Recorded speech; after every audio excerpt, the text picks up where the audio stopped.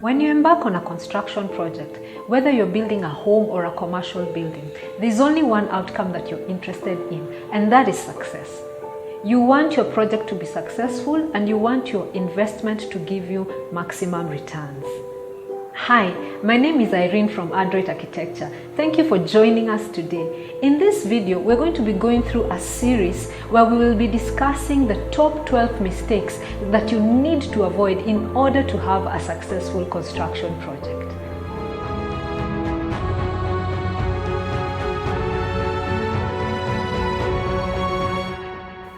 Number one, not engaging professional consultants. And by consultants, I mean the architect, the structural engineer, the quantity surveyor, and the services engineer.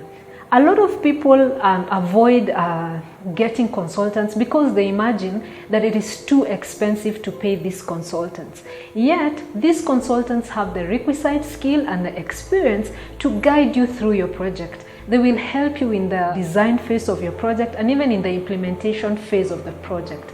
There's no way you can avoid working with consultants. Your project will not even be approved by the government if you don't work with consultants who are qualified and also registered. You need to ensure that you get consultants who are registered by the relevant bodies that govern them.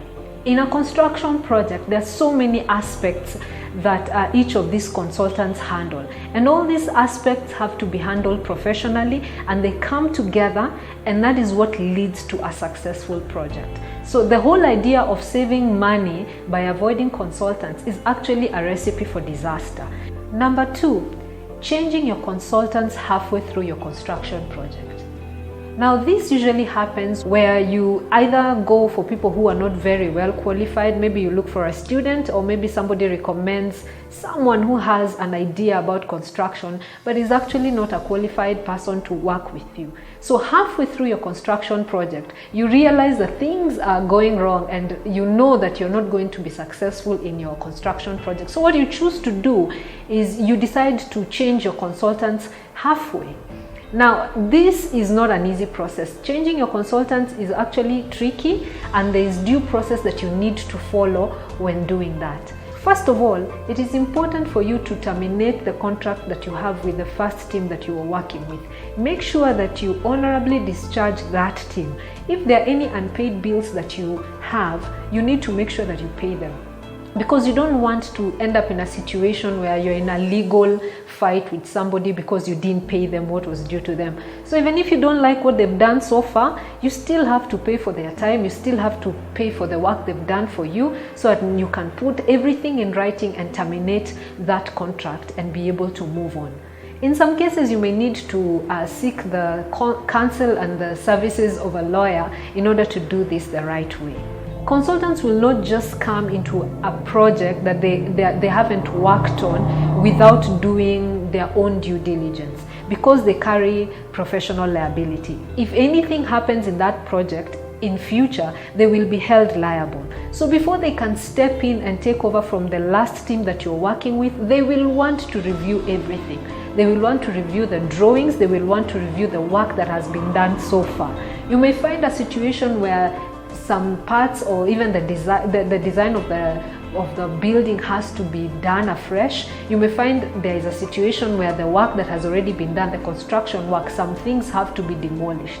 All these things are costs that you will have to bear. So in order to avoid being in this problem, you definitely want to make sure that you choose your team from the get-go and make sure that you have a good team to work with. Number three, taking advice from anyone and everyone.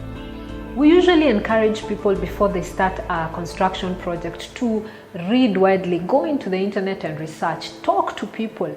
You will want to talk to your neighbors and to your families who've gone through the same process of construction, because that is how you learn and that is how you get the information that you need. But in seeking advice from people and in going to the internet to read and to research, it's important for you to realize that you need to filter the information that you're getting.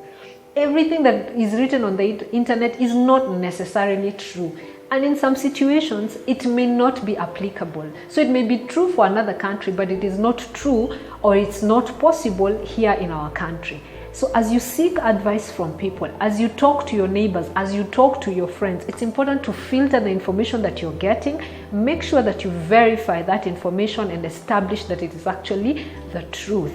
This is where you go and do your research, gather the information, and come back and sit with your consultants so that they can advise you and let you know if what you're thinking about is actually the right thing to do. So yes, do your research, get all the information that you need, talk to people, but always remember, verify every information that you get. Make sure that you filter, know what information you can use and what information you just need to throw out of the window. Number 4, being indecisive.